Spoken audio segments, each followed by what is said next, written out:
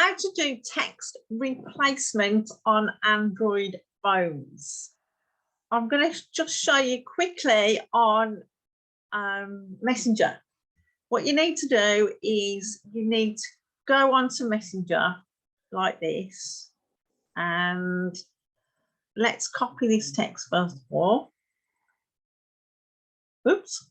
Then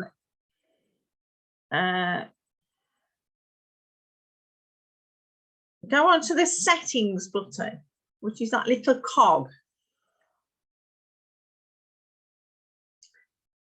Then you go smart typing, text shortcuts. Then you add one at the top there. And I'm going to copy that page, copy that into there. Facebook ATQ, go. So then I'm just going to go back over to Facebook, and my trusty friend Ian doesn't mind it when I test anything on him. So I'm going to go over to Ian,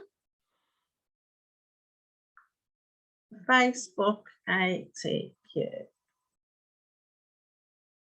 See,